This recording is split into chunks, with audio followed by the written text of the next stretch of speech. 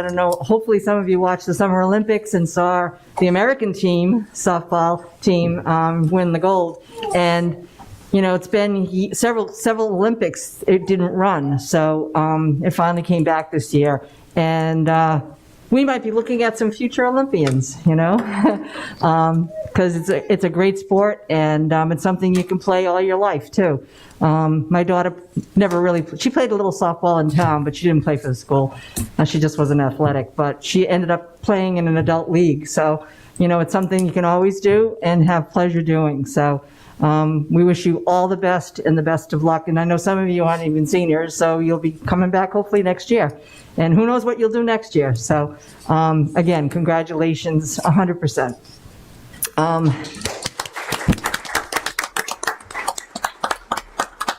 And finally, I would ask if anyone in the public here would like to say anything, a parent or someone who wants to make any kind of comments. The floor is yours.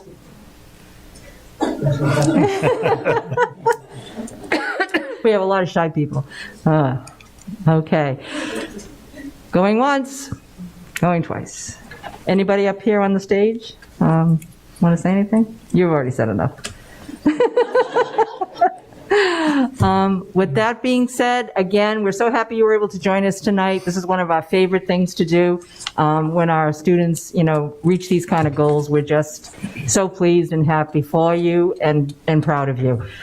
So with that being said, I know people are already waving there because it's a little warm in here. So if you guys want to go home and, you know, enjoy some air conditioning somewhere else. Thank you again.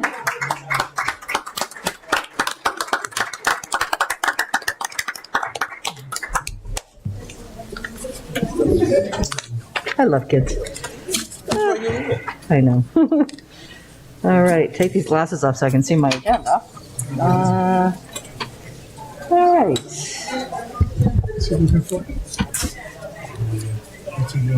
I don't know.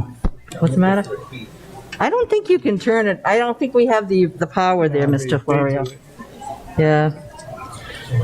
Okay. If someone could close that back door, that would be great, just because they're still excited out there. Janitor. Well, maybe the custodian does. That's what I'm thinking. Yeah. Okay. Let's move on to the next agenda item, which is the introduction of the Weston Coventry Elementary Principal, Dr. Kristen Bagley.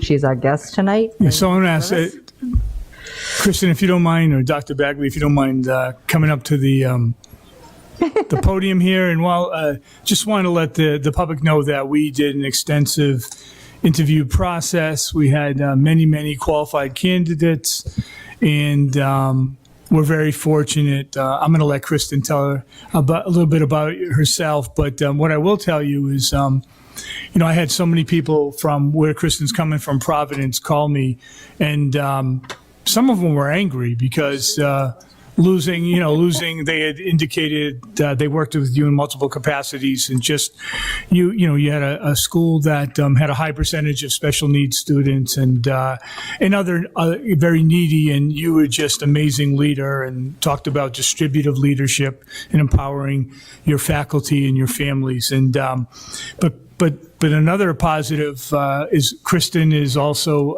a resident of Coventry and has 2 students in our school system. So we're very blessed and fortunate to have you join our team, and welcome. And I'm just want to ask you to tell a little bit about yourself, and then open it up to the committee.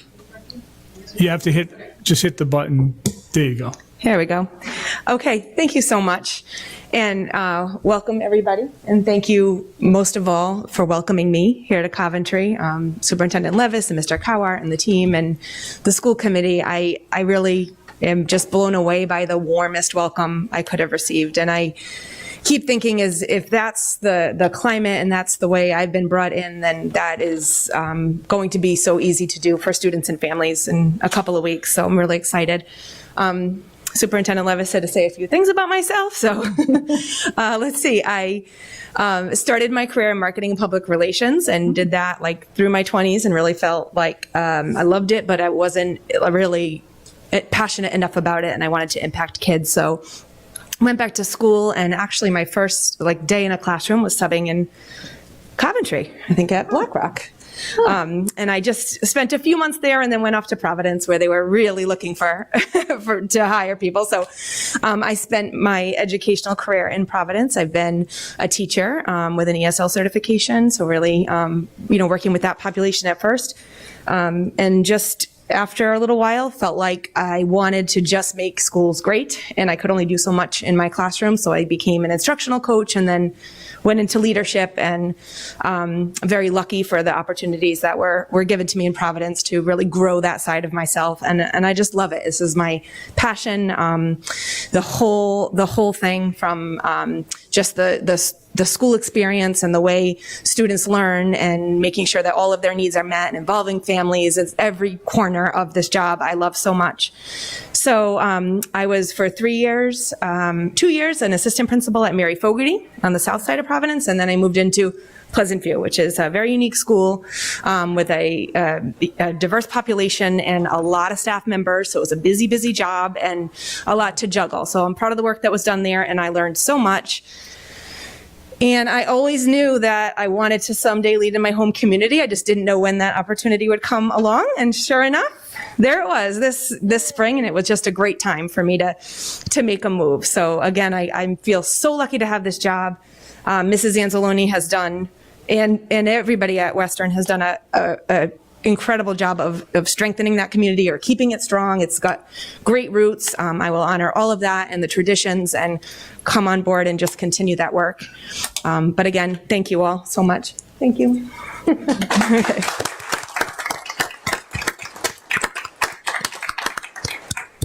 Mr. Florio, any comments?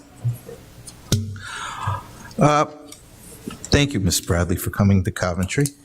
I feel sad because I grew up in that neighborhood where Pleasant View is.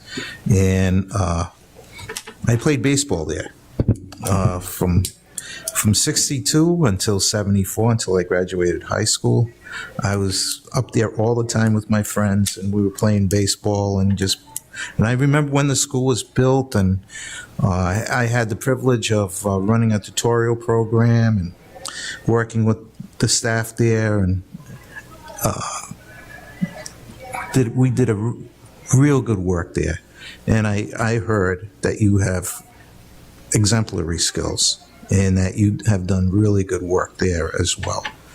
And it's an honor to have you working in the community. I decided to settle in from the community that I grew up in. And we're very fortunate to have you. Thank you so much. You're welcome.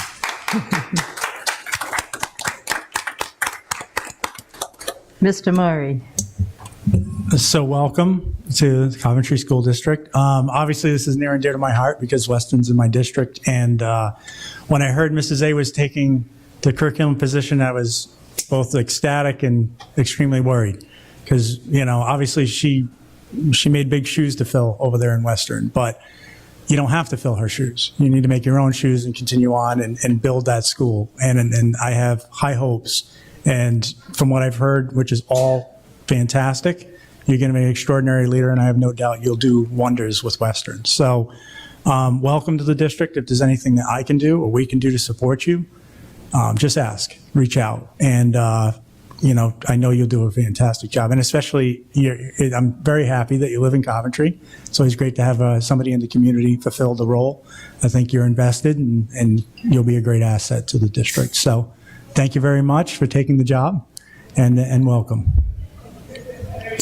Thank you, Mr. Murray. Mr. Pearson. Welcome aboard. Just very happy to have you here. I think, when we received the announcement that you were hired on as the principal, first thing that came to my mind is who the heck is this person? I don't know.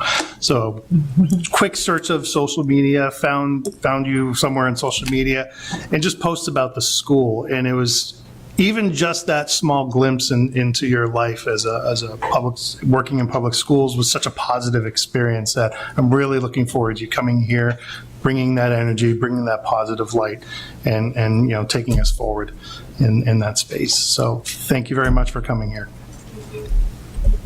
Thanks, Mr. Pearson. And finally, my comments are, again, welcome. Western is near and dear to my heart. My daughter went to school at Western, then we moved out of the district. But I've known many, many wonderful leaders from, Western, and always, since I've been on school committee for 19 years, I've seen them all. And so it's always one of those things that I just hope that we get a good leader, and we've been amazingly blessed. We've been amazingly blessed in all of our schools. But, when your kid goes to that school, or that school as your little community, you sort of keep your eye open and hope for the best. So I still, even to this day, go and see drama productions before COVID. They used to save me a seat in the front, and so it's a near and dear place for me. And I know that it's still going to be a commute from District 2, because way out there. But it's certainly better than Providence. So so you won't miss that commute. So welcome. We're so pleased that you're on board, and we wish you the best of luck in this new endeavor. And I'm sure you don't need luck, because you've got all the skills. You don't need the luck, but just best wishes. And I'm sure once the students come back and the parents, you're going to just feel this very tight community that wraps its arms around you. So I think you're in a good place. Anybody from the public want to say anything or comment? You're all good? All right. Yeah, welcome. One last clap.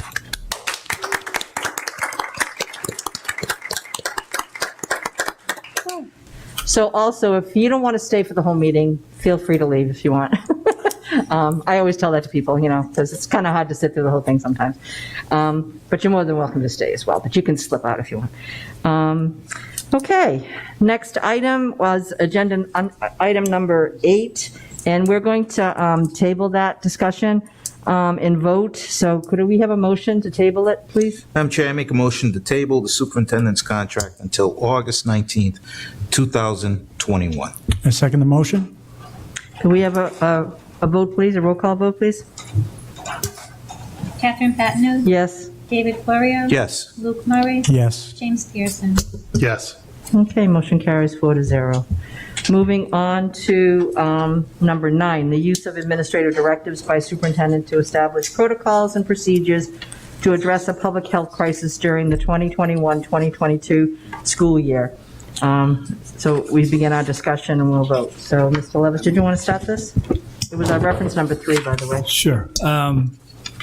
So obviously, where we're at this year, in terms of entering school and the start of school, what we determined last year, a lot of districts were going before passing policies, taking votes in the school committee, and what we decided to do, and the committee decided to do, was to put together a couple of policies that, and they're in your packet, the policy EBCFA, which is student entry into facility during a public health crisis, and then policy EBCFB, employee and visitor entry into a facility during a public health crisis. We also had another policy, a student dress code policy, which we had. And the purpose of these policies, what we decided was to allow the superintendent, in conjunction with working with our nurses, our school doctor, in other organizations, whether it's Rhode Island Department of Health, RIDE, CDC, is to issue administrative directives. And we felt that, like right now, we're monitoring information daily and taking a look at what's going on. And we had to put together a reentry plan, which we have to submit tomorrow to the Department of Ed. And then that's the reason for the 19th, is we'll get some feedback. And then, like we did last year, have a public conversation, public discussion around, what our thinking is in terms of reentry plan. But this allows the superintendent to issue administrative directives. And it's not just whether we're going to mask or not mask, but it's about other we've modified our travel restrictions last year. We would notify, and part of the policy says we have to post it on our website, share it with families. We put it on our entrances so that we communicate this information. But we had when we had travel guidelines, and we modified those. We modified our quarantine guidelines. And that's done, I'm not a scientist, I'm not a medical person and or medical professional. So we work with our nurses and so this will allow us on an ongoing basis to make decisions. But again, those decisions will be communicated. They'll be posted. The policy says they have to be posted at our entrances and have to be put on our website. And I think we did that last year. We tried to communicate effectively with families in terms of, and I gave a couple of examples around quarantine, changes with quarantine. There was changes with travel. I think the bottom line is that I can only speak for myself, but none of us want to be in this situation right now. I definitely didn't want to be in this situation. And so this gives us the flexibility to deal with. And that's why I think the foresight of the policy subcommittee was to talk about during a public health crisis, because, let's hope that this is the only one that we deal with, but it may not be. And so this policy is very adaptable. So that's how we've decided in the policy subcommittee, I believe, was, coming forward with using administrative directives to make decisions. So there's no decisions that are being made now other than looking for the support, approval of the school committee to use administrative directives. And we thought it's important to do that, to bring on the agenda, to have a vote on it, because in the past we've talked about it, and the superintendent has the right, but I wanted to be able to memorialize that. I think that's important, so. Thank you, Mr. Levis. Mr. Florio, any questions or comments for Mr. Levis? No, Madam Chair, you covered everything. Okay. Mr. Murray? So I guess I'm a little unclear on the administrative directives we're specifically talking about. So I just want to be clear on this. Our reference 3 refers to the entry of buildings. Yeah. So is this specifically only to the entry of buildings? These policies are, our references this in the dress code. Correct. So I guess I'm unclear on, what other types of administrative directives we expect? So you mentioned masking, unmasking. I also want the community to be clear on the type of things that would be administratively done as opposed to coming to the school committee. So these are we've, so for instance, travel guidance, if that comes up, we don't have policies on, these are the policies that we have that were related to. That's why I'm referring to these policies. But right. We had given guidance. Our guidance had changed, like on travel restrictions. Right now, the guidance for quarantine is 7 days with a test. That's what they're recommending. So for us, the administrative directives are specific to these policies, because I think an administrative directive is connected to a policy. Oh. And, so maybe I convoluted a little bit, because we are going to be presenting our reentry plan next, hopefully our plan is next Thursday if the school committee votes to have a meeting. So, but specific to these policies would be around requirements. Like, for instance, if we are going to have a testation, the way we ended last year, instead of having, many of you, we all had to do every single day. And so our thinking, and again, we'll get into more detail next Thursday, but our thinking now is that we have to post on the entrance, right? We'll have to post the required, like if you're sick and, it's all those different, if you have a fever, if you're not feeling well, we ask you not to enter the building. But I think our thinking now for attestation is like we did. We're going to send one form out to families, and just basically them by checking off said that every day they're going to check the temperature, and if your child's not feeling well, you won't send them in, right? So those are the type of things that will allow, that we'll put in our reentry. Things may change, and we answered your question, but we're going to talk also about the reentry. There's a lot. We did a really good job. 12.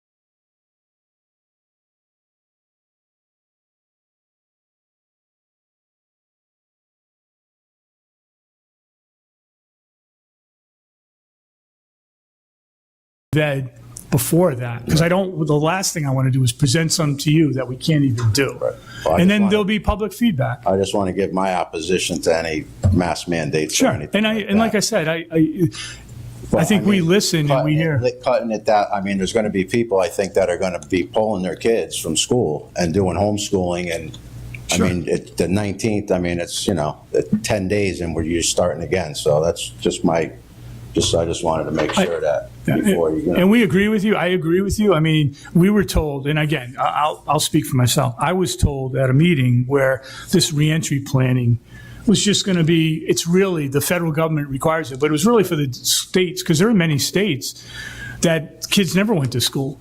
I was in Palo Alto, California in April vacation, and the end of my stay there, it was the first day of school for some students there whatsoever. They hadn't been in school at all. So, and yet fast forward and here we are, right? And so, again, we will be. I appreciate, I just wanted to just let you know how I was, myself, my grandkids that go to this, 3 of them, go to Coventry schools, and so I'll be back next Thursday then. All right. Yeah, and just, we're not sure, and I don't know if there's time to say, but we're not sure where the meeting's going to be because we don't we have don't this. know yet. So We don't we know. will make sure that we, It'll be posted somewhere. oh, definitely. And we'll share we'll make sure we share it with people. And yeah, there's no, we're not trying to do a discrete meeting. Now Yeah. to you guys, I don't know if that's. Now, I would suggest, because it's testimony, but I think let's wait to the plan, because maybe the testimony is not necessary based on the plan, and maybe it is. Okay. So I don't know. So, I mean, but we're not, that's why we're trying to, we put it on the agenda now, because it allows us to follow the same process we did. But I think that process was built and around transparency, effective communication, and we've learned some things even since last year. Like we did that survey and parents said to us, we know, not everybody likes to receive information the same way, right? And so we've learned from that. So hopefully we even do a better job communicating and with individuals and with our stakeholders, so. All right, thank Can I you. just Thank you for add your one time. thing? Sure. Yeah. So in the plan that superintendent's talking about, I think sometimes people hyper-focus on one aspect of that plan. Being somebody who worked on it last year and again this year, the bulk of the plan is about how are you going to handle learning loss? How are you going to support students who struggle during distance learning? How are you going to give them access to the curriculum in a way that you can allow them to be successful this year, but also support the fact that there are gaps probably in some of their instruction from the previous year? How are you going to address social emotional learning and needs of students who maybe participated in schooling last year from home and are going to be re-entering into a school building for the first time in maybe 14, 15 months? How are you going to maintain the cleanliness of your building? What are the procedures and protocols you're going to follow in terms of, when I say entry into the building, like which doors are you going to use? How are you going to do them? It's a very large plan with a lot of very specific information that needs to be included in it. Yeah, I So understand. what we did mostly is looked at what we had last year and tried to strip out some of the things that we knew would not apply to this year, because we're in a little bit different situation in terms of even in regards to distance learning. Last year, the state said you must provide a distance learning option. This year, they're saying don't provide a distance learning option. So that impacts our plan. So I know there's a lot of passion around very specific topics, but the plan in general is actually very, very large. No, I'm And passionate about all the learning yeah, too. yeah, Don't and so get that's me the wrong. bulk of it. I just wanted to make sure that people Yeah, knew yeah. that. The bulk of the plan is really about kids and their success in school. Right, exactly. Thank you so much. Thank you. And the only reason that I have my mask on tonight is because I've come to town hall before, and I wasn't sure if I. See, I'm not against masks. I'm just against people telling me that my kids have to wear the mask. If anybody wants to wear a mask, God bless you. That's it. That's all I'm looking for. Anybody wants to wear a mask, God bless you. That's fine with me. Gotcha. All right, thank you. I appreciate it. Thank All you. right. Any other comments from the public before we call for the vote? Yes, if you can come forward, Mr. DeGrade. Please state your name and your address. Yes, my name is Brad DeGrade. I live at 238 Howard Avenue. Just curious, do you have any numbers or percentages of our elementary kids, PK through 5, that contracted COVID last year? I don't think that's a topic that we're discussing right now. Well, the only reason You could wait till the end of this meeting. We have public comment, and during that public comment, you can ask anything you want. Okay, I just bring that up because, they're talking about it should be district-wide. And if we're going to make a decision, I think we should look at percentages, we should look at numbers. And if those are low, I mean, when the percentage of COVID cases went down, that's when all the mask mandates, et cetera. So I was just curious if when you make your decision, finally, and you present it to us, will that data, have you considered that data? How many of our teachers, for instance, PK through 5, because the elementary numbers may be different than the high school numbers. And I don't know if one size fits all, but as a former teacher, I think of an IEP, and you can have students under the special ed umbrella that have the same disability, but because of the individual cases, their IEP is not going to be blanket to, Johnny and Mary, et cetera. So I was just wondering, if we're going to have this type of data, because if our teachers are vaccinated in masks and some of the high school kids are, and elementary kids right now can't be, but the numbers are low, I would think that would impact Coventry's decision opposed to what Providence does or Central Fall, where maybe their numbers, even our town, I believe, is in the lower category. I don't think we compare with the numbers. So I only bring that to your attention. I would hope, that those things are considered when you tell, I have 2 grandchildren, and, I would hope those are considered. And secondly, again, I won't take much of your time. Are there medical exemptions? And if so, what would those medical exemptions be? Would parents be notified of that they have to have doctors, notices, et cetera?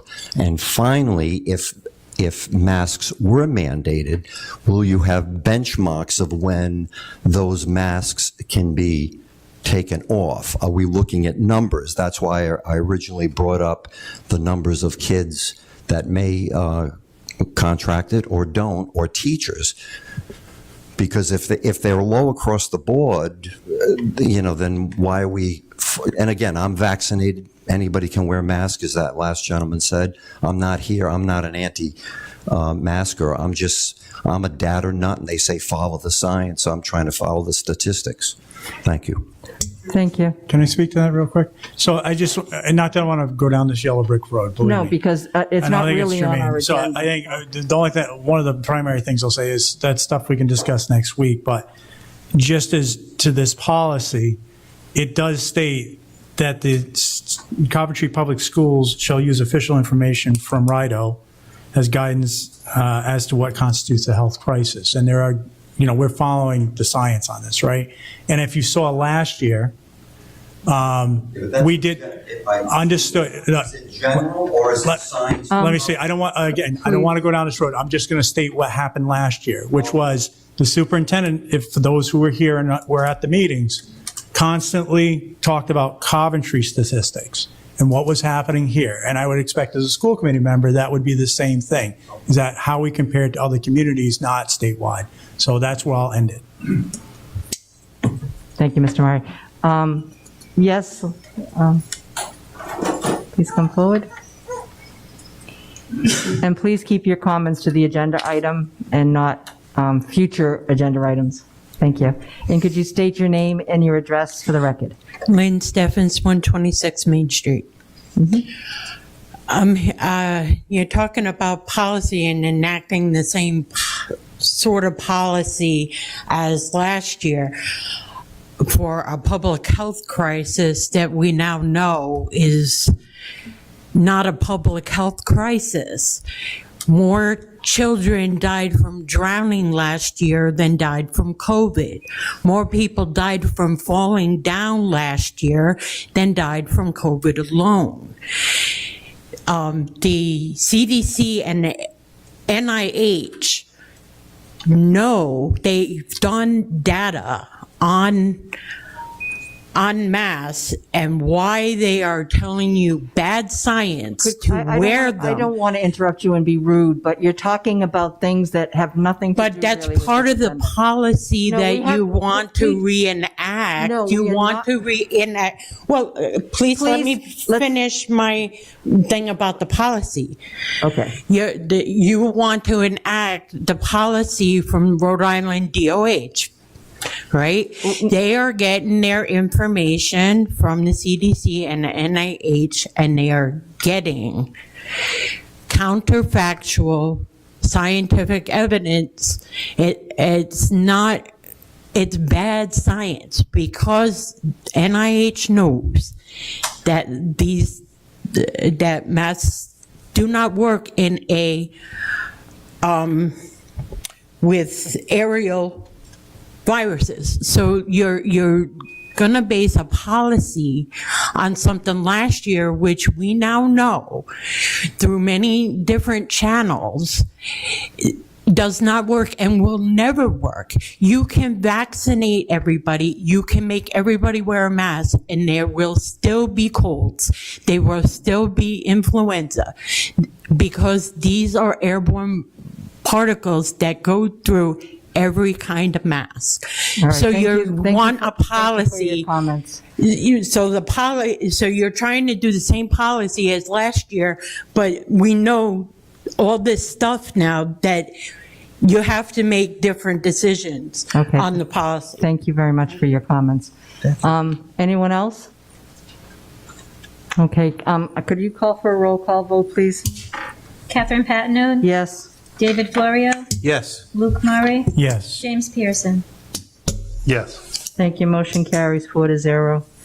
Moving on to our next agenda item, which is, take my glasses off here. Family Educational Rights and Privacy Act Directory Information Notification, Discussion, and Vote. It was our reference number 4. Mr. Levis, did you want us to begin this conversation? Yes. So I attended a professional development session for superintendents where it was recommended that we look at our FERPA directory information policy. I'm trying to find mine. Right here. Oh, thank you. There was an issue, and I don't know if you remember, that it wasn't that long ago in South Kingston, that there was a building project, and that what happened is notices were sent to children saying, vote for this, and it became very political. And that was because there's a thing called directory information notification, which is in the handbook. And that's why we always encourage people to read the handbooks. We're approving one tonight. We'll be approving the elementary and the high school in the next couple of few weeks. And at the end is the directory information. It basically says, FERPA is a Family Education Rights and Privacy Act, and it talks about, your rights as a parent, about the privacy of information. And the directory information says there's certain things, so much information we need consent, parental consent, to send out if we were going to do anything. But there's directory information notification, which says this information, we don't need your consent. And so what we've done is, an example is that if your child plays sports, we just had the softball team here. We're able to put their names, their numbers. Football players, at least when I played football, they put your height, your weight, and this is all directory information, and you can opt out of it. But there was other, and I'm going to read you what it was. It was student's name, it was address, telephone listing, electronic mail address, photograph, date and place of birth, major field of study, dates of attendance, grade level, participation in officially recognized activities in sports, weight and height of members of athletic teams, degrees, honors, awards received, the most recent educational agency or institution attended, student ID number, user ID, or other unique personal identifier used to communicate in electronic systems that cannot be used to access education records without a PIN, password, etc.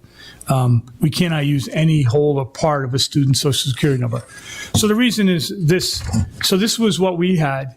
And yet, after this conversation that I had with the Superintendent's Association, I brought it to our policy subcommittee, and we went through it and felt to protect the privacy of students that we wanted to present this notification. We wanted to remove the address, that people couldn't request and get the address. We wanted to remove telephone listing. That way, people couldn't request and get the phone number. We said electronic mail address for high school students we add, because there are a lot of information that students get, college applications, scholarships, invites. So we thought specifically for high school students, we added to that. Photograph, but we also know that we do opt-outs for photographs, that parents often can opt out. And not many do, but some do. And that's a separate scenario. We said instead of date of birth, we've eliminated place of birth. The major field, so the rest is complete, we kept. But those areas we felt would prevent us from getting in a situation where people would request the information and misuse it. Because this means that anybody could send a request in and say, I want the X number, grade level, and I want this or this school. So what I'm asking the committee, because this was approved by the school committee in the past before we put it into the handbook. So I'm asking the school committee to approve it as amended. We think it provides more safety, and the school committee can determine the directory of information. So that's my long-winded answer. Thank you, And Mr. I don't know, Levis. Mr. Pearson, you were part of this discussion and had a lot of input into this, so I don't know if you have to. Do you want to talk about it now or later? Well, since you called me out. Yes, we talked about it during policy subcommittee, just going over it quickly. I think it was a good idea to make these changes. I think the one change we discussed that I don't see here real quick is we decided not full mailing address, but possibly just keeping city town. Especially considering we have, a lot of people in the Career and Tech Center. If they have any kind of achievement, we may want to highlight what the sending community is or where they live. Okay, so we'll amend it with city and town. And take City, out town, fine, but not the street not the address. street address, okay. Right, so they won't receive unsolicited mailers. But other than that, I think these are some good and necessary changes so we can avoid the situation South Kingstown had. Great, thank you, Mr. Pearson and Mr. Levis. Mr. Florio, anything for the superintendent or for Mr. Pearson? No questions. Okay, Mr. Murray. No questions. Just thank you for tackling this in advance and we use South Kingstown as an example on our building committee of what not to do and learn from your experiences, steal from others. So thank you. All right, is this committee ready to motion on this? Madam Chair, I make a motion to approve the Family Educational Rights Privacy Act Directory Information Notification as presented. I second the motion. Thank you. Before we call for the vote, are there any citizens gathered here who would like to comment on this? Just raise your hand. Seeing none, could we have a roll call, please? Catherine Patino. Yes. David Florio. Yes. Luke Murray. Yes. James Pearson. Yes. Thank you. Motion carries 4-0. Moving on to the next agenda item, which is the 2021-2022 Elementary Handbook Discussion and Vote, which was our reference number 5. Mr. Levis, did you want to talk about this? Sure, briefly. And Ms. Anzalone was going to be here tonight, but she had a situation she had to take care of. So very simply, because of the pandemic, we approved these handbooks in the winter of 2021. So it was a few months ago where this was brought forward. The only changes that were made in this were names and dates, and then links to policies, I believe. There were no substantive changes made to this handbook. So it was brought before the policy subcommittee. There were some grammatical changes that were recommended by Dr. Dixon that were made, but the policy itself, the handbook itself, the only addition will have to be the FERPA directory information. That'll change, dated. Great, wonderful. So that's why there's minor. And it was, it was well. Madam Chair, I make a motion to approve the 2000. Great. Can you call, I'd like to call for a roll call vote, please, Mrs. Martin? Catherine Patino? Yes. David Florio? Yes. Luke Murray? Yes. James Pearson? Yes. Thank you very much. Motion carries 4-0. Moving on to the Elementary Student Discipline Code discussion and vote, which is our reference number 6. And Mr. Several years ago was the one that said, we really need to be bringing the handbook forward. So we're notified that state law says that the school, but we now pulled. Will be reported August 26th. I always have questions. Correct. We already had approval from the town. Already went out to bid. The school committee, we have to go before the town council. It was approved by the town. Mr. Sands comes on board. So instead of us, we've discussed the leasing component that the town had went out for, and we felt that It's definitely looking shabby out there with the plant. Feel free to take a ride over. where we need them to be strategically. So, and that saved us a lot of money. I can't imagine what the cost of those. So Are those the units over at Ocala Yes, now? yes, yeah. So the public understands there's a half a gymnasium full of these units that are air exchange units, right? And they're going to be placed in the classroom. They're HEPA filters. They have to fill that, Yeah, right? yeah, they are. And like I said, when we were looking at this, and the reason we got 150, well, they were offered to us. The second part is that we felt that, we'd have 120 maybe classrooms or so that required these based on, the number that statistically happens when they do this balancing work. And we were pleasantly surprised that we have fewer classrooms that we need to have those in. So, but we'll have plenty to use in the cafeterias and the libraries and in those other schools, elementary schools. So, Okay, so to be determined on some of the ESSER funds. Correct. Stay tuned. And the last question, and it's more of just something I go back to, I've asked before. I know you're still getting acclimated with the software, the school district, everything else, but they're starting to get more concise reports on where we're at versus, our budget projections for the year. It'd be nice if we could push a report out on a regular basis that shows where we are relative to budget. It's something that we haven't done in a while, but it would be nice to see as the year progresses, at least incrementally on, it doesn't have to be every 2 weeks, but seeing where we are relative to budget. And I know we invested heavily in that new software, which hopefully will provide some direct reporting on that fairly easily. So, and you had mentioned that it was, something reasonable to request. So I'll put that out there. For regular. Do you have any idea? Once a month, quarterly? well, I think we talked about doing once a month. Like Yeah, we were I going to think do that's fine. budget to actuals. Yeah, the budget to actual, I think it's a responsible thing for us to do is Yeah. just be looking at That's it on a fine. regular basis, just like the town should be looking at it on a regular basis. We're still working through Keystone, though, just, there's still, and we had a nice meeting. You guys had a great meeting with the president, and there's some asks, and, Harold's been working with them, looking at what our needs are, and they've been receptive to it. It just takes some time. But our goal, we talked about this last week, is, looking at hopefully starting in September, being able to do month to month so that you see the budget to actuals. And, we struggled with it with the Phoenix before.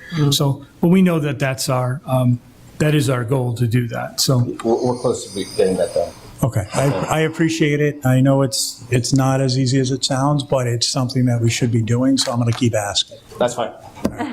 Completely understand. Yep, and that is all I have. Transparency is. Okay. Thank you, Mr. Murray. Mr. Pearson, anything? Mr. Murray stole all of my questions, so I'm good. Thank you. So, that's okay. Next Good meeting, we questions. start with you. So Good questions. you'll have you. Actually, no, I'll take it back. I do have one quick one. Going back to the ventilation supply issues. Tough question for you, because it might be Jason, who knows, but any idea of lead times? Like, when are we going to be able to start up some of those projects again? The last time I talked to Jason, he said that we'd probably be getting them in. ATC is already starting to work on it.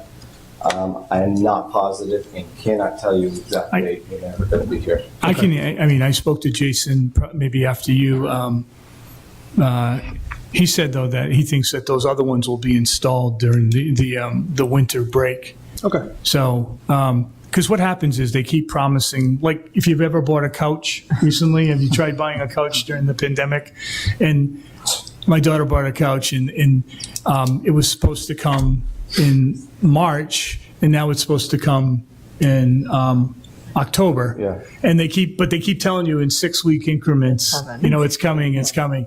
And I think that's kind of And the that's why issue. So, I didn't want to. but Mr. Martin said that, and his expectation is they'll do it during the winter. But, I think and just so the public know, we're in excellent shape with the ventilation because we were one of the first districts, and I think one of the few districts that had a consultant come in, an expert, look at all of our ventilation. So we still have humidity issues, but as you know, with COVID, the humidity is a good thing because it takes the virus and knocks it right down. So it's not a good thing if you're in these buildings, but it's a good thing with COVID. So, but we're in good shape with the filtration. So. Cool. I don't have any questions. Thank you, Mr. Sands. Any questions? I should ask from the public, any questions for Mr. Sands? Seeing none, I guess we can move on to 14. We're going to vote to table this. We're not prepared to discuss this tonight. So could I have a motion to table this particular agenda item? Madam Chair, I make a motion to table the Coventry Public School Bank account. Second the motion. And could we have a roll call vote, please? Catherine Patino. Yes. David Florio. Yes. Luke Murray. Yes. James Pearson. Yes. Motion carries 4-0. Thank you. Moving on to number 15, which is the school building committee update. And I believe Mr. Murray, you are prepared to say something? Yep. Is this one here? Yeah. Okay. No. No. There you go. Hello? There you go. Get confusing my switches here. Okay. All right. Sorry. So the school building committee is rolling along.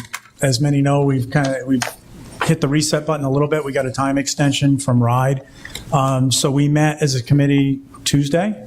A lot of great ideas came out of that meeting. I'll put the call out to the public. We're getting close to the phase where we're moving into what we're calling the pre-resolution stage, which means that we're going to be moving out to the community and really presenting what we've been doing for the past 2 years with the building effort. We've kind of been doing it.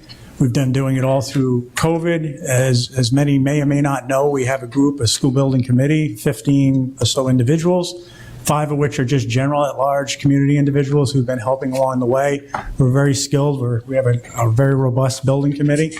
But we've developed certain projects we want to tackle based on an assessment that we've done. We've been approved by RIDE for reimbursement for up to 62.8%. That means 62.8 cents of every dollar will be picked up by the state in principal and interest if we move forward with a bond for school construction improvements. That is a pretty hefty reimbursement rate for a community like ours, not being an urban district. So we're scheduled to have a meeting on August 31st. I will be putting it out very soon. It'll be a joint meeting, so it means that the building committee will be inviting the town council, the school committee, the legislative delegation, certain administrative members of the town, and I invite all of you to join in. It will be YouTube streamed to join us and really get educated on the process that's been going on. I've confirmed with Treasurer Magaziner will be there to speak generally about the state bond and what that means process. This is a real opportunity for our town to move forward. This is a real opportunity for us to kind of come together, rebuild our school district. Not that we're in a bad place, but we know that our facilities are not in a good place overall. We know that having great facilities, not just warm, safe, and dry, but educationally equipped for the 21st century is important. And if we're going to move forward as a community, we need that. This is an opportunity that the state is giving us to have this reimbursement rate to be able to move forward. But it's going to take a lot of community will for people to come together around these plans, really understand the process that has happened and be a part of it. So I invite anyone who wants to be a part of it, reach out to me. We're more than glad. We've created 4 teams right now. We're going to be splitting up into probably an additional team soon. And that's in addition to the building committee. So it means anyone who's active in the schools or wants to be active in this effort, I welcome your input and your participation. So with that, for the school committee, I would say that expect an invitation. I expect it to be a very robust meeting. Mr. Carrott has put together a survey, which I reviewed today, and I think we'll be going out with that invitation to identify areas that you want to focus on or the town council wants to focus on, or the community wants to focus on as far as our presentation. We want everyone to come out of that meeting educated about the process, asking the right questions, and having a positive dialogue. What I don't want to see is social media taking over and turning this into a negative effort, because it's too good of an effort to sacrifice. And I don't want it to see the way other communities have gone, which has turned very negative. So if anyone has any questions, I will give you my phone number, I'll give you my email, message me, whatever. I'd rather get you good information and personally respond to any request than bad information going on social media and let it blow up. So with that, if I'll entertain any other questions people have. Thank you, Mr. Murray. Mr. Florio, I have anything? no questions. I have no questions. Good work. Thank you. Mr. Pearson, No questions this time. Thank you for the update, per usual. anything from the public? Seeing none, thank you again, Mr. Murray. These updates are wonderful, and we appreciate you being chair of this committee because it's a huge effort on your part and the committee. So thank you. Moving on to number 16, which is the use of Feinstein funds to support school building committee communication efforts, discussion and vote. Did you want to start that, or did you want Mr. Murray? I think you're on this one as well. On again. Yep. So as part of this effort, as I just explained, we're moving into a phase which we call pre-resolution, then we'll have pre-bond. What we're really focused on now is we started our work pre-COVID, and we're meeting in person and everything, and we had more of an opportunity to kind of get the public engaged. And then with COVID, everything it was amazing we even got this process done, because if people don't know, there's multiple steps to the necessity of school construction process. And there's substantial reports that have to go in the RIDE to even be approved for that reimbursement. And so the committee was able to do that virtually and really continue the work. But unfortunately, what kind of got sacrificed is our community outreach and the engagement factor. So we have some funds from the Feinstein donation from many years ago. I think it was $1 million that Mr. Feinstein donated. That was it really was unrestricted. It was for school-related efforts, activities, et cetera. The intent was, and obviously his name is on the building. As we were discussing about how to get information out there, we really need assistance. The building committee is a committee of volunteers. Many of us are doing multiple roles, including myself. We have an extraordinary architect on board, Studio Jade, that has helped us do everything from facilitate meetings to build models to build 3D models. And, just so everyone knows, we went through 13 different concepts just on the middle school alone. And he's been outstanding. So the committee came together and would like to move forward with Studio Jade and an amendment of the contract to help us get the information out. It means building a website, creating good information distribution for the public, summarizing those facts. The school committee, as a volunteer organization, doesn't have that readiness, doesn't have the ability to do that. So what's been brought up is possible use of the Feinstein funds, some of the Feinstein funds, to be able to fund that effort and engage Studio Jade to help us with that effort. I think it's a worthy cause. We're going to be looking, and I'm going to be blunt, we're going to be looking for money from the community, right? It's not going to cost zero. I wish I could say it's 100% reimbursement from the state. But what I want to do is educate everyone about the value of that. And in order to do that, it takes a real sustained effort. So I wanted to put this out in the daylight of the use of these funds, because some people may say, well, we could use those funds for something else. But I truly believe in this effort. I believe it's a good use of the funds.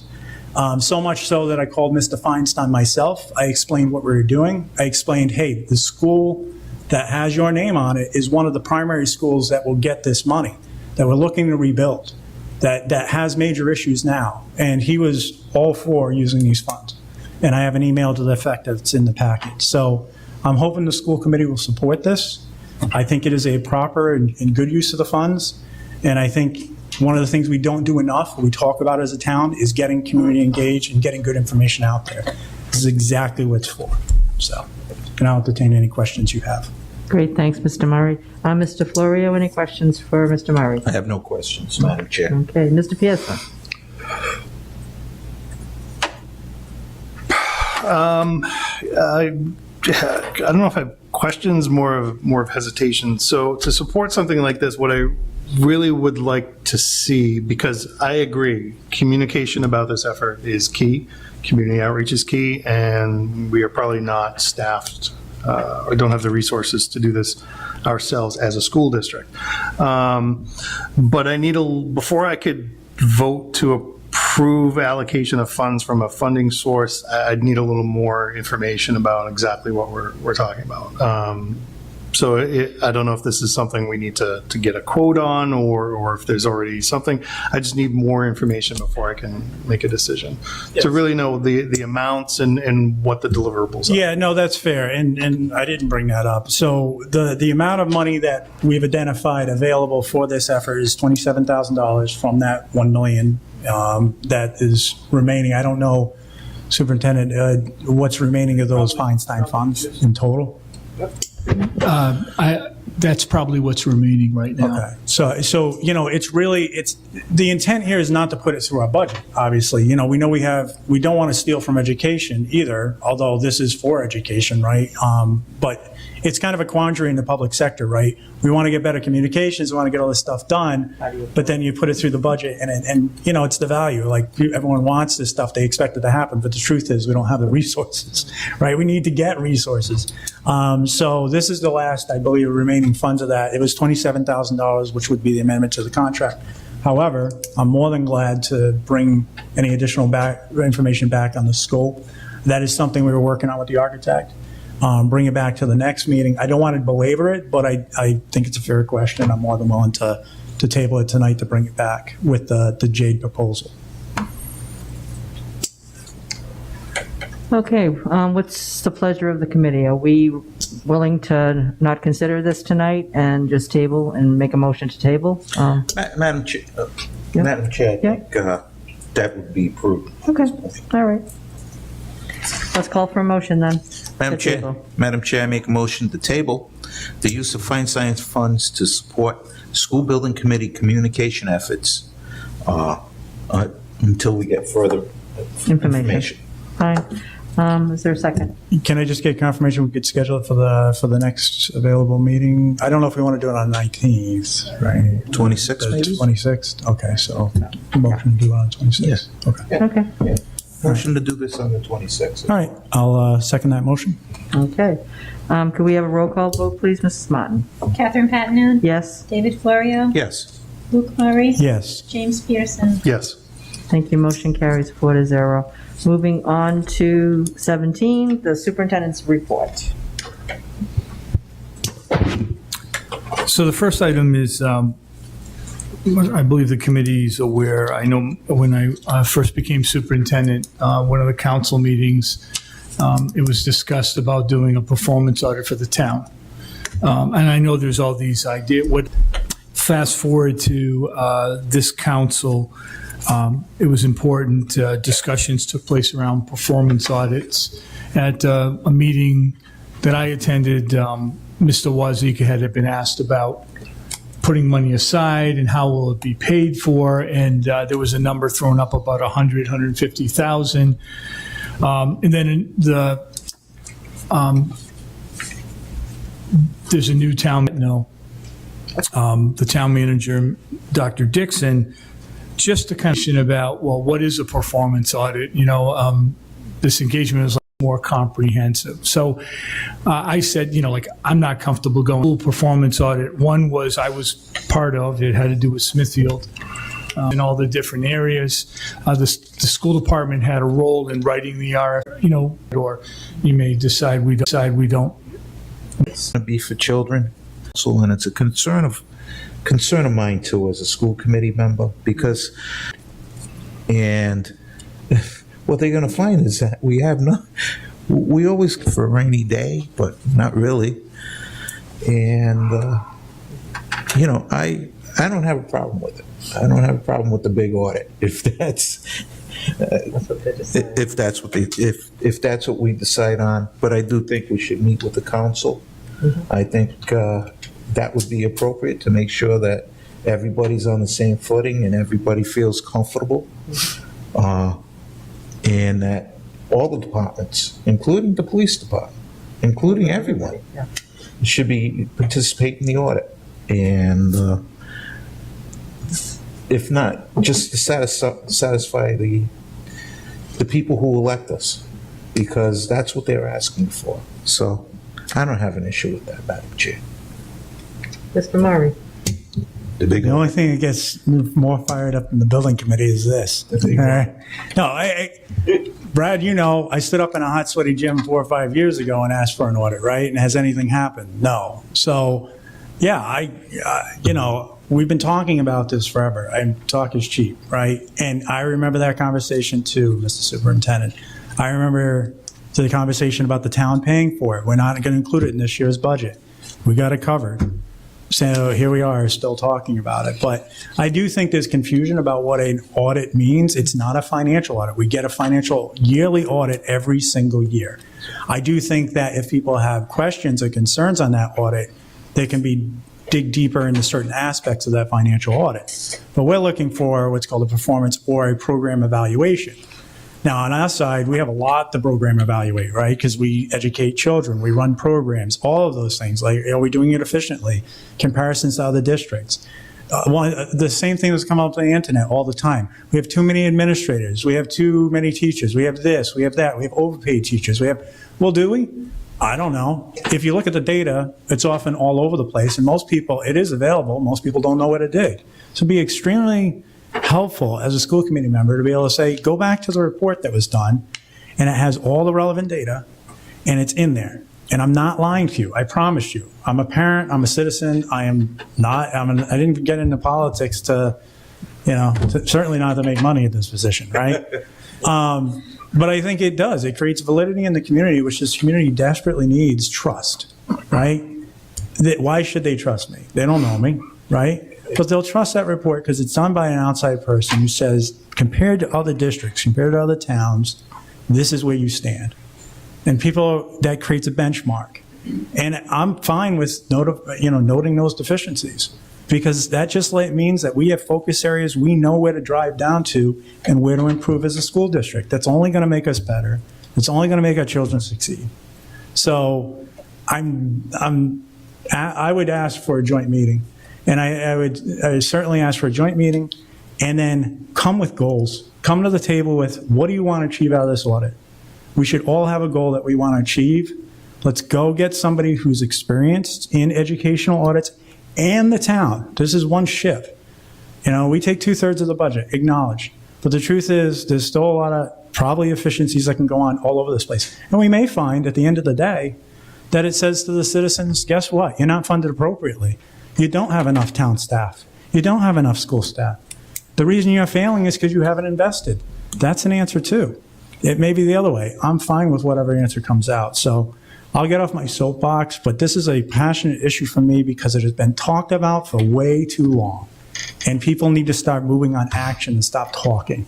So I think that meeting would be a perfect opportunity to lay it out there and get everyone moving, light a fire. And this should be done. We should set a goal of a date, backtrack the schedule, just like we're doing on building committee, and say, this is the date that it gets presented, and that's it.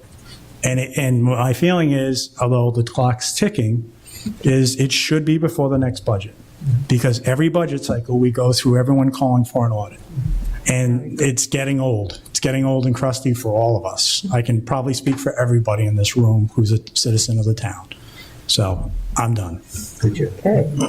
Mr. Pearson? It's getting old that we haven't done it. Councilwoman Bacon, former Councilwoman Bacon, when she was first elected, started calling for a performance audit of the entire town, to her credit. And the conversation has continued because several people used it as a campaign promise, to their credit, if they really mean it, which is good. But I agree with Mr. Murray that I think we need a joint meeting with the town.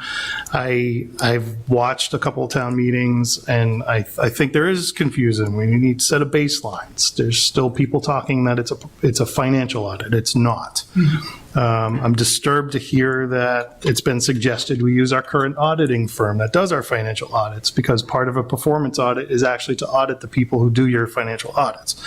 It's, as Mr. Murray said, it's looking for efficiencies, or, where you're not allocating enough resources. Where do you need more resources? Where do you have too much resources? Not so much so you can You need to balance things out, make sure people have the tools they need to be working efficiently to do their jobs.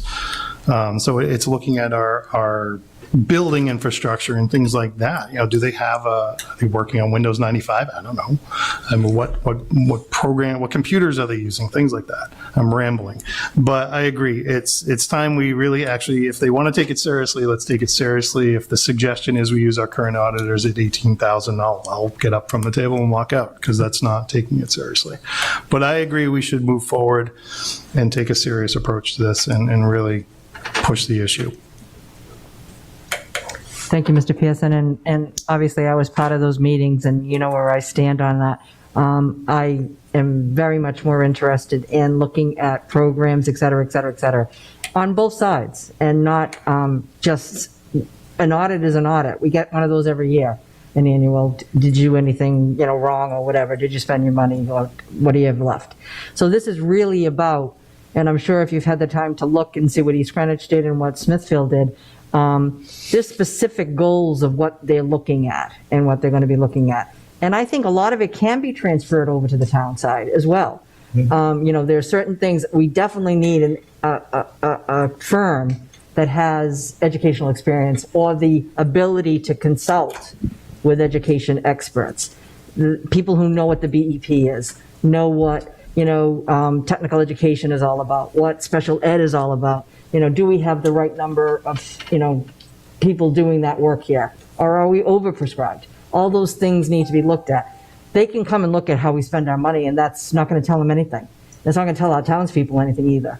So I really think we need to have the deep dive, and it's going to cost more than $20,000.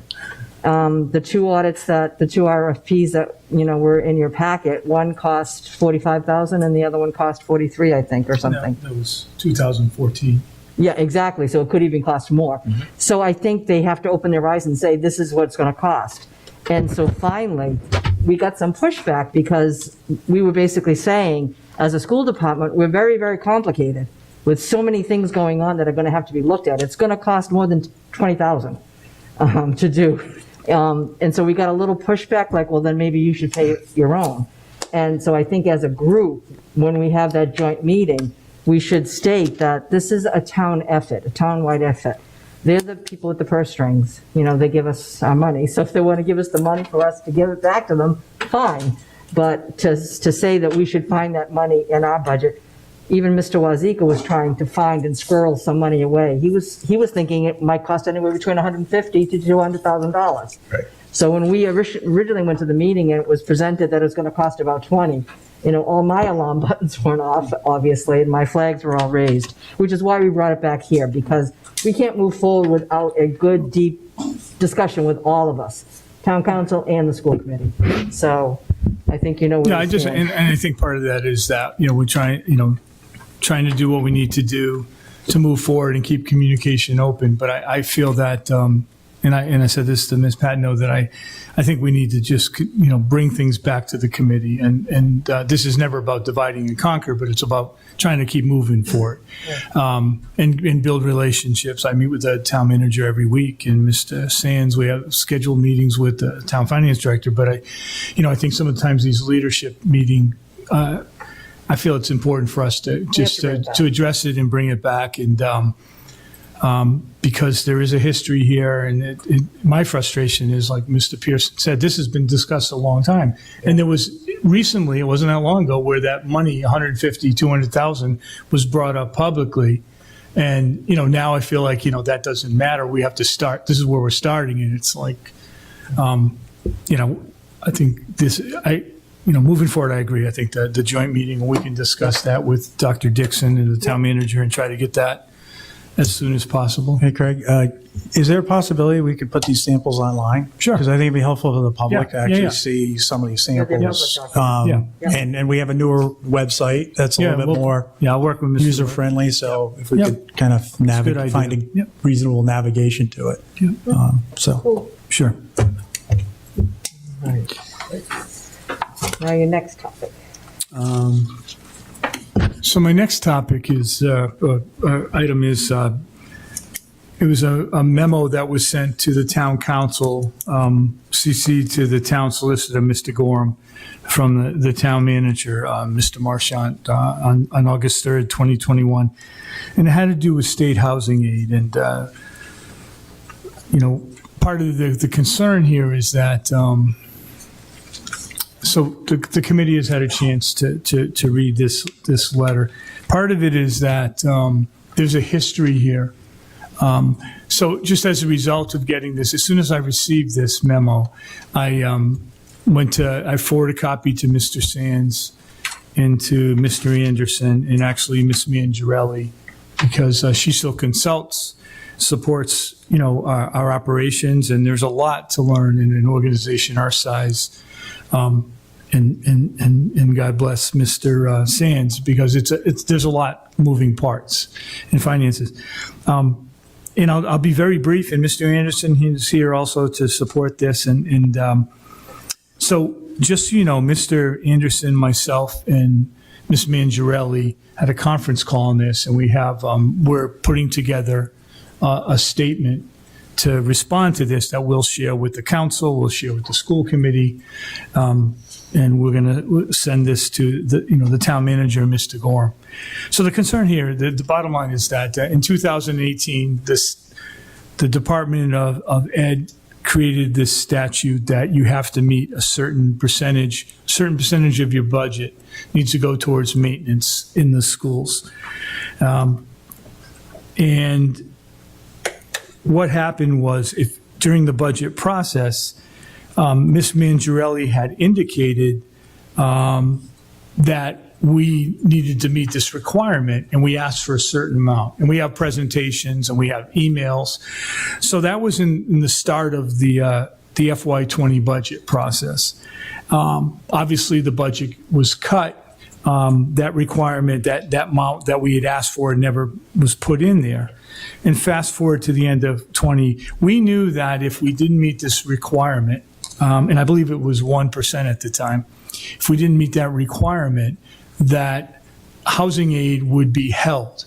Our assumption would be any housing aid due to the schools would be held. It wouldn't be, we'd be able to access it once we met the maintenance requirement.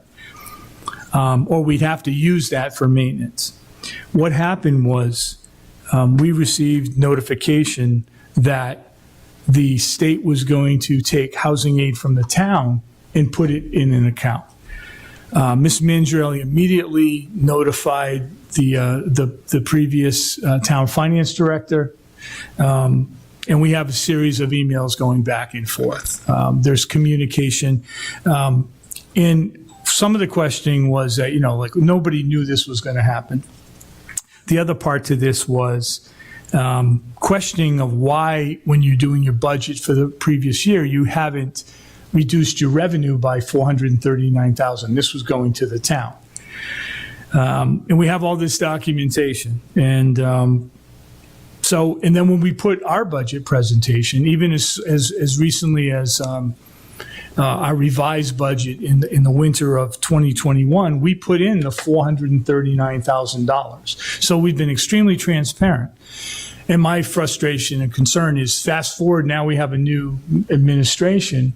And my opinion, I feel like they don't want to, or they haven't want to look at the past, because this has been clearly documented. We've had conversations about this, and so there's two parts of this: is the process of how the 439 transpired. They make comments in this, the town manager makes comments in this memo that we were late on payments for a 2020 maintenance. The fact of the matter is, we didn't do any projects in 2020. We asked for money, we indicated this, and we didn't get the money. So, and we've said that. So we weren't late on payments. There was no projects that we just didn't submit the invoices. Those projects didn't take place because we didn't have the money. And the second part of this document that's really concerning to me, and we'll talk a little bit about it too when we do bring back the bank accounts. But Mr. Sands and myself were in a meeting where it was discussed that or Mr. Sands was in a meeting where it was discussed that they were going to set up the move to TD Bank. They were going to set up 3 accounts. We only have 2 accounts. The third account was they were going to set up, the town, an account where they would put 3% of our money that's been allocated to the school committee, to the schools, put it in a specific maintenance account that we could only use for maintenance. My understanding of Title 16 is once the budget's approved and the money's approved, it's under the care, custody, control of the school committee. So, Mr. Anderson, and again, I'm not an attorney and I don't play one in any area, but Mr. Anderson agreed with that when Mr. Sands and I spoke with him, and consequently in a conversation with Ms. Mangiarelli. But I know Mr. Anderson had also, prior to this memo, the week prior, Mr. Anderson had reached out to Mr. D'Agostino, who also serves the council, and there was an agreement that this is not a legal maneuver. And yet this memo comes out, and Mr. D'Agostino was going to notify or call the town manager. And then that was the week prior to this, and then we get this memo. And so, again, I don't want to speak for Mr. Anderson if he's, I know he's reached out to Mr. D'Agostino. So I wanted to bring it forward to the council, to the school committee. We are actively going to write a response to this. And, again, so we can get on the record. And, we might have handled this differently, but the fact is that this is memorialized. This is put in writing. It's shared with the council. It's misinformation. I did inform the town manager that I was bringing this forward and that it's just not factual. And I mentioned the other part about the account, that it's, my understanding is it's not legal. And yet it's indicated in here. And in here, they even say they're going to put 3%. And what we have to spend this year is 2.5%. So I don't even know where they got the 3%. So, anyways, I want to bring that forward to have be transparent with the committee. This is inaccurate. And, my approach always is we're trying to build bridges, right? We're trying to build bridges and work together. We always say we're one town, but we've got to work like it. And to me, memorializing something like this doesn't help us with that. And again, I have the utmost respect for the town manager, and we're going to continue to work together. I think he's a smart individual and has some lofty ideas and willing to do the work. But we've got to come to some agreement of the history of this community and the work that's been done. And for me, the work that Ms. Mangiarelli did and that Mr. Sands continues to do, this makes it look like, we are just not doing due diligence on our part. And again, and we can produce all those documents. We have multiple presentations to both the council, to the school committee, numerous emails that, indicate that this is not factual. So, and I know if there's questions, like I said, Mr. Anderson's here. I'm not the attorney, and if there's other parts of this that you want to discuss, but I just wanted to bring it forward, and I felt that, bringing it through in my report was an appropriate place for it. So, Thank you, Mr. Levis. Mr. Florio, anything for Mr. Levis? Thank you, Mr. Levis, for bringing this to our attention. I think when we meet on the performance audit with the council, we should also discuss this. Those should be the 2 items that we talk about, because we are one town, we're one community, and we have to work well together, and we have to work as partners. And we can't have legal maneuvering like this going on. And as you said, Mr. Levis, there is a history here. And it's not with the new council members. So I think some of it has to do with the attorney and for the council. And I just think we should discuss this in an open forum with the council and hash it out. Thank you, Madam Chair. Thank you, Mr. Florio. Mr. Murray? I'd actually ask Mr. Anderson to come up.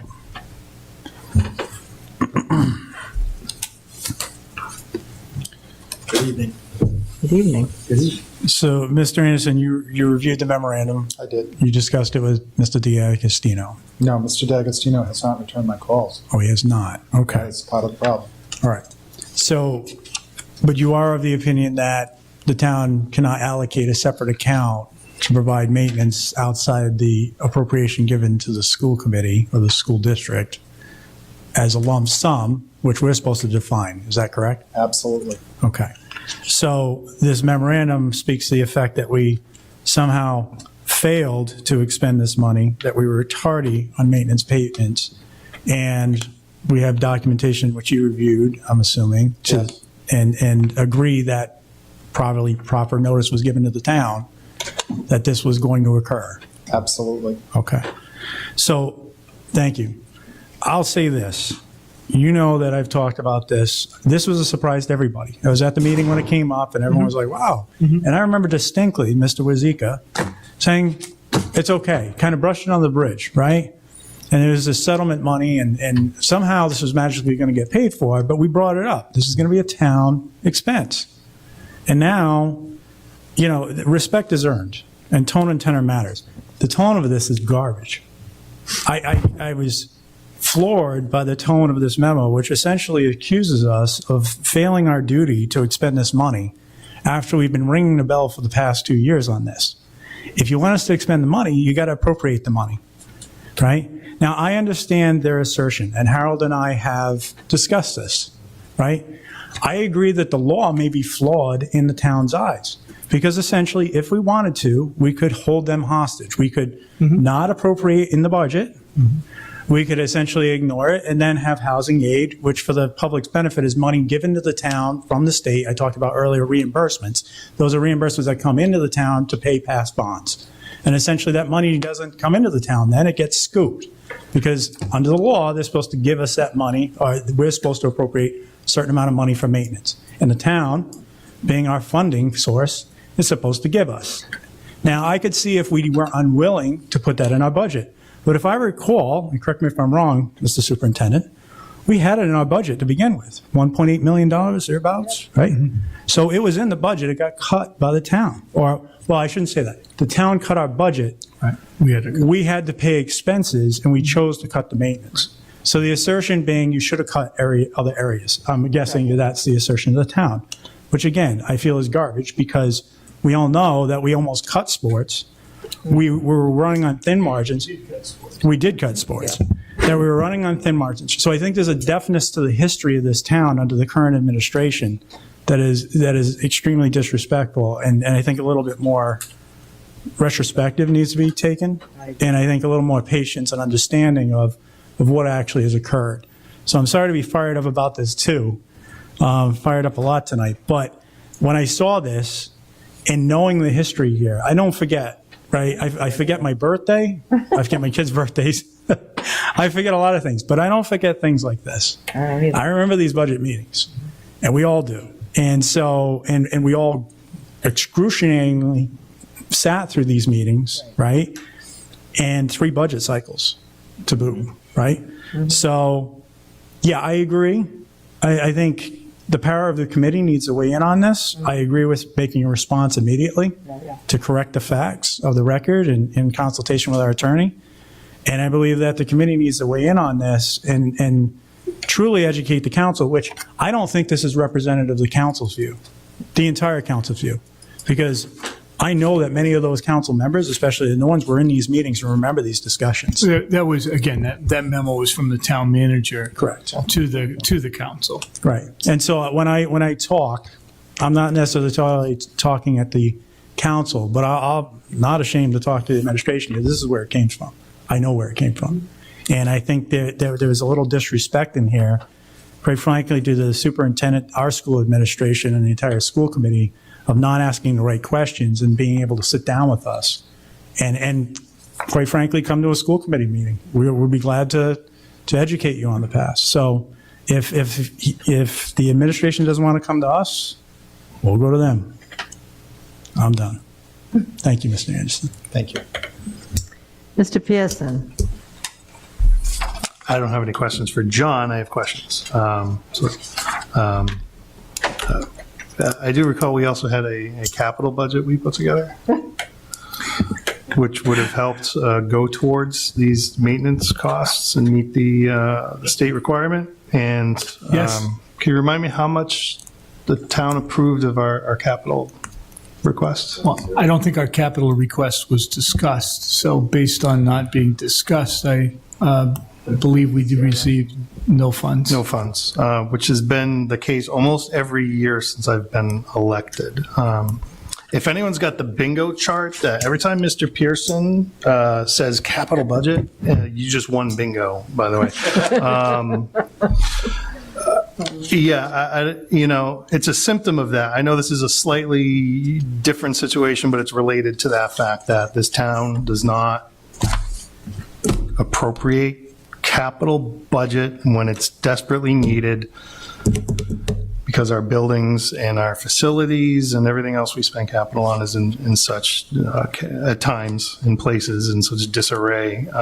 So to see this come through, and I think I saw the meeting when they were discussing this, and I told you about it, and like the next day you forwarded this email. It's like, oh, Lord.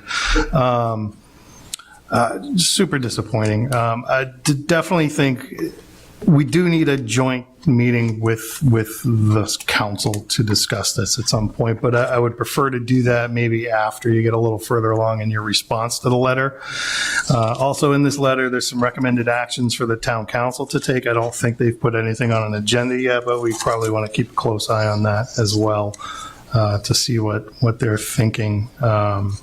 I think if they're wise and they're listening tonight, they probably want to hold off on action until we get a little further in discussions on this, but time will tell. Well, I think the holdup right now in the response in totality is that, Mr. D'Agostino needs to have a conversation with a return call with Mr. Anderson, so we can just put this response together.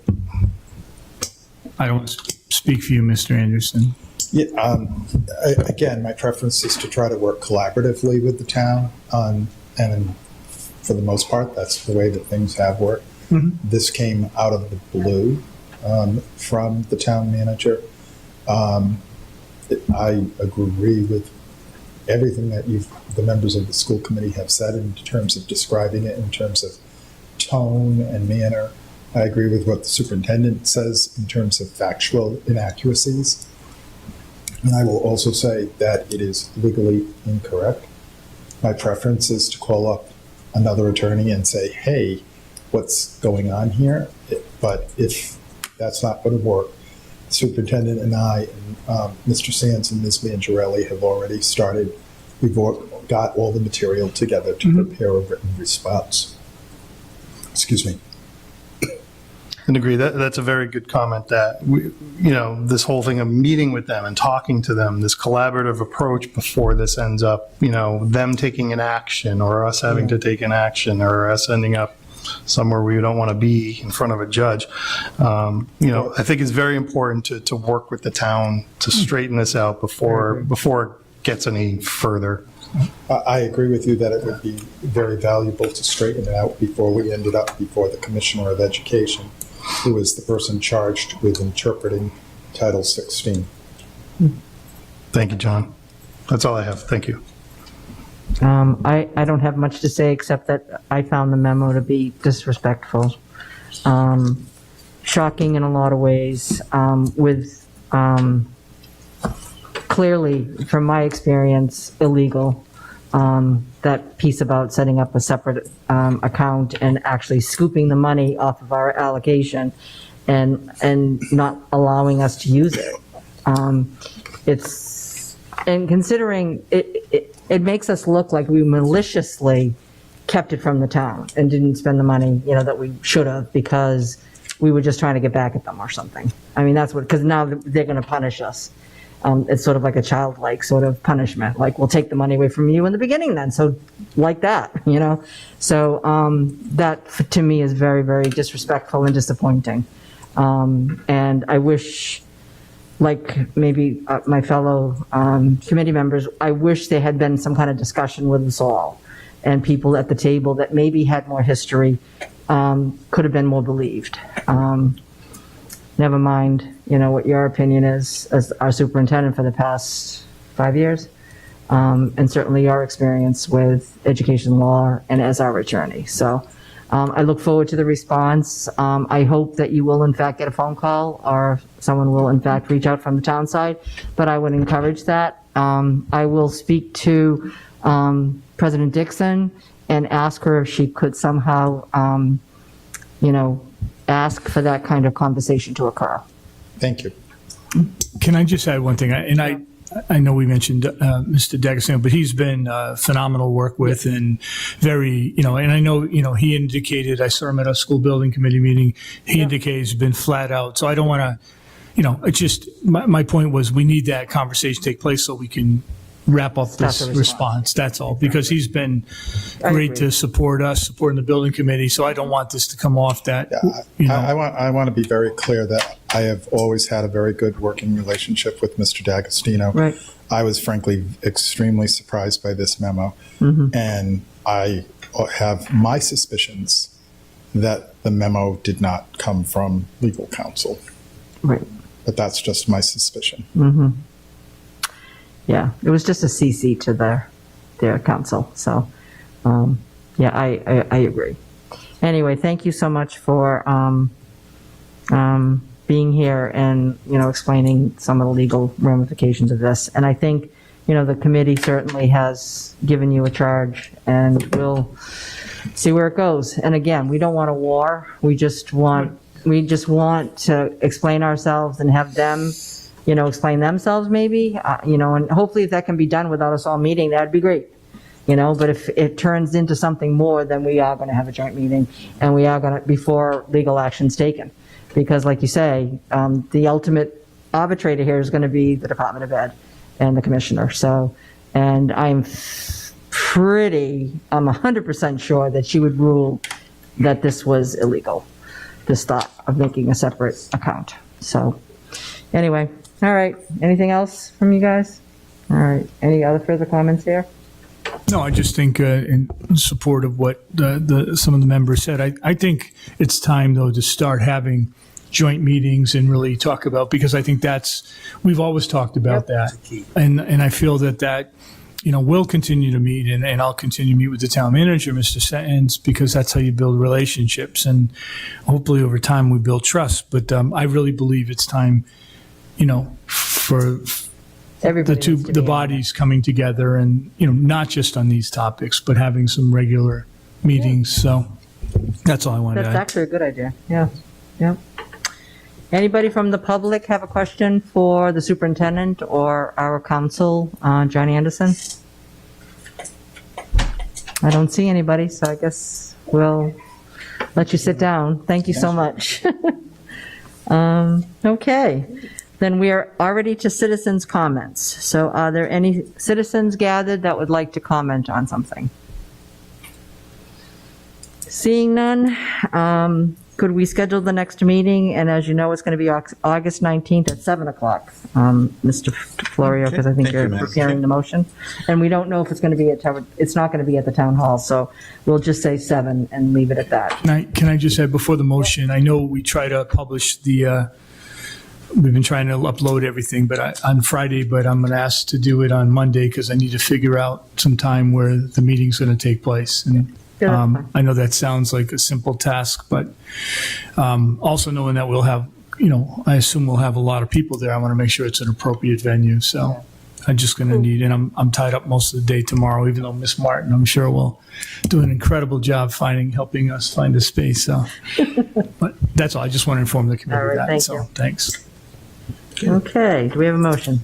Madam Chair, I make a motion to schedule the next meeting of the school committee for Thursday, August 19, 2021 at 7 p.m. I second the motion. Thank you. Can we have a hand vote on that? Aye. All right, looks like 4-0, motion carries. And is there adjournment? I have a 9:17, is there a motion to adjourn? Madam Chair, I make a motion that the meeting be adjourned at 9:17 p.m. I second the motion. And again, can we raise our hands? Everybody, all right, motion carries 4-0. Thank you all for attending, and